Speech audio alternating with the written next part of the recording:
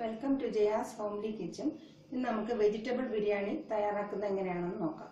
ഇതിന് വേണ്ട ഇൻഗ്രീഡിയൻസ് ആദ്യം ഞാൻ എടുത്തിട്ടുള്ളത് 2 കപ്പ്.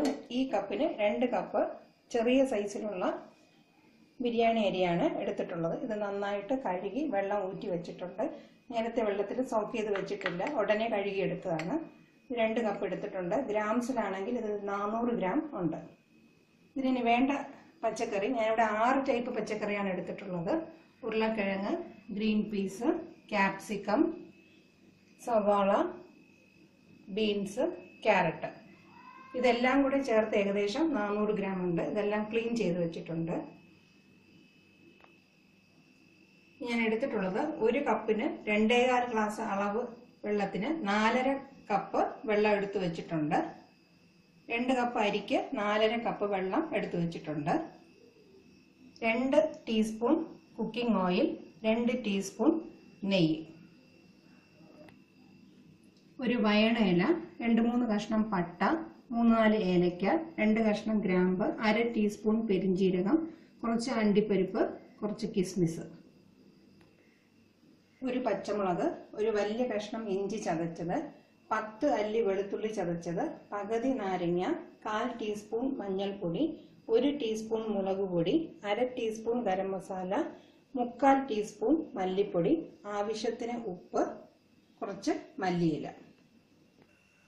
വെജിറ്റബിൾ ബിരിയാണി കുക്കറിലാണ് ഞാനിന്ന് തയ്യാറാക്കുന്നത്. ആദ്യം തന്നെ നെയ്യും എണ്ണയും പാൻ ചൂടാകുമ്പോൾ ഒഴിച്ചു കൊടുക്കുക.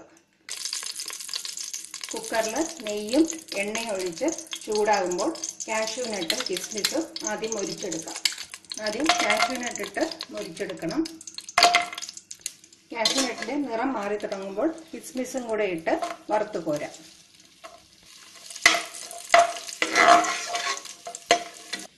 കാഷ്യൂ നട്ടും കിസ്മിസും വറുത്തെടുത്ത് കഴിഞ്ഞു.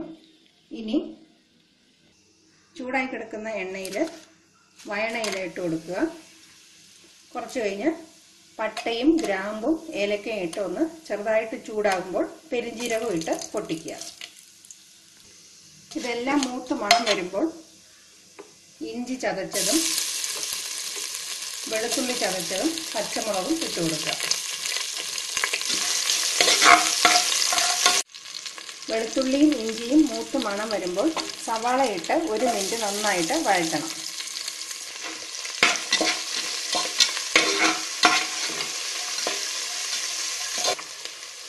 ഇനി ഓരോ വെജിറ്റബിൾസ് ആയിട്ട് ചേർത്ത് കൊടുക്കുക. Beans, carrot, capsicum, green peas, ഉരുളക്കിഴങ്ങ്,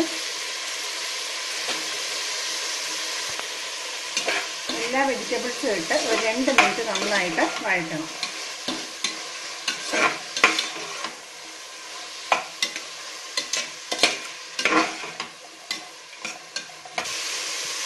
ഇതെല്ലാം ഒന്ന് വാടി കഴിയുമ്പോൾ എടുത്തു വെച്ചിരിക്കുന്ന 400 ഗ്രാം ബിരിയാണി അരിയും കൂടെ ചേർത്ത് ഒരു 2 മിനിറ്റ് വഴറ്റണം.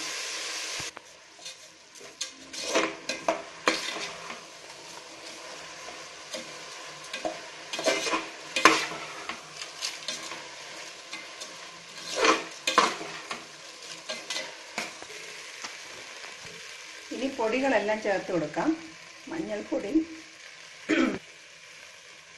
മഞ്ഞൾപ്പൊടി, മുളക് പൊടി, ഗരം മസാല പൊടി, മല്ലിപ്പൊടി, ആവശ്യത്തിന് ഉപ്പ് എന്നിവ ചേർത്ത് നന്നായിട്ട് 1 മിനിറ്റ് ഇളക്കണം.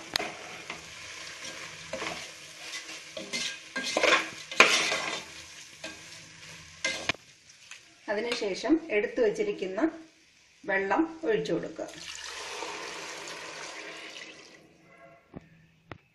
4.5 കപ്പ് വെള്ളം ഒഴിച്ചു കൊടുത്തിട്ടുണ്ട്. എടുത്തു വച്ചിരിക്കുന്ന പകുതി മല്ലിയിലയും പകുതി നാരങ്ങയും കൂടെ പിഴിഞ്ഞൊഴിക്കുക. എല്ലാം നന്നായിട്ട് മിക്സ് ചെയ്ത് കൊടുക്കുക. ഈ സമയത്ത് ഉപ്പ് ചെക്ക് ചെയ്യണം. ആവശ്യമുണ്ടെങ്കിൽ കൂടുതൽ ചേർത്ത് കൊടുക്കുക. ഇനി കുക്കർ അടച്ചു വെച്ച് 1 വിസിൽ വന്നതിന് ശേഷം 3 മിനിറ്റ് ഏറ്റവും ലോ ഫ്ലെയിമിൽ വെച്ചിട്ട് ഗ്യാസ് ഓഫ് ചെയ്യണം. വെജിറ്റബിൾ ബിരിയാണി നന്നായിട്ട് വെന്തിട്ടുണ്ട്. ഇനി നമുക്കിത് വിളമ്പുന്ന പാത്രത്തിലേക്ക് മാറ്റാം. ഇതിൻ്റെ മുകളിൽ എടുത്തു വെച്ചിട്ടുള്ള മല്ലിയിലയും